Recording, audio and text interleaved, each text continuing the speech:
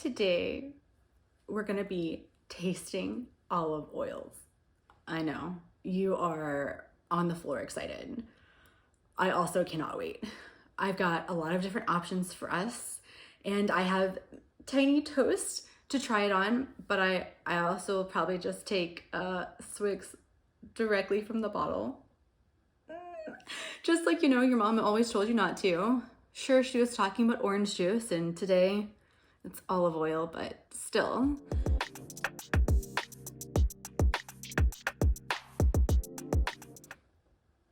Right back there is little Mr. Man.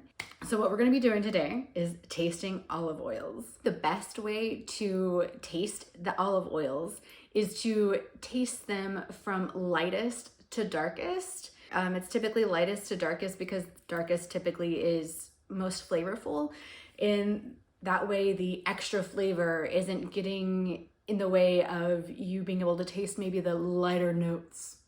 The lightest one that we have, I am worried it might be the one that has gone maybe a little rancid.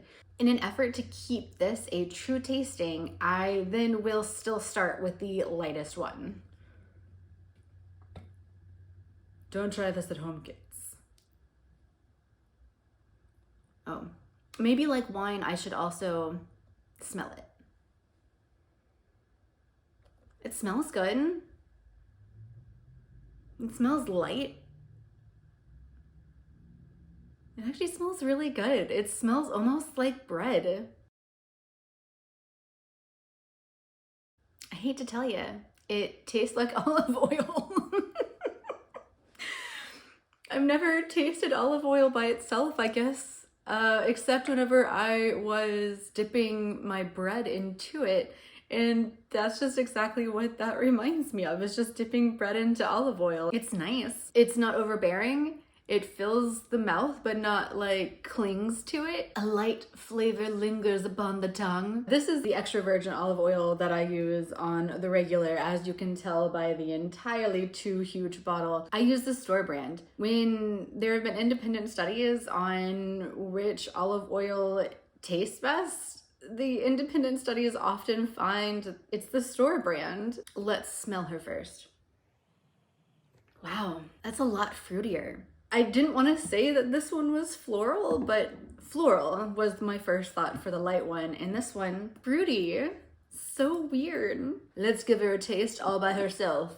Double-fisted. Getting oil on my chin, I apologize, and on my lips. If I don't end up breaking out over this, I'll be in fine form. There was a sharpness to it, almost a spice. When I've heard people talk about olive oil before, they talk about a spice, and I've never really tasted that. But today I can say there's a sharpness. This one doesn't really smell like much of anything. I wonder if maybe this one is just not as fruity.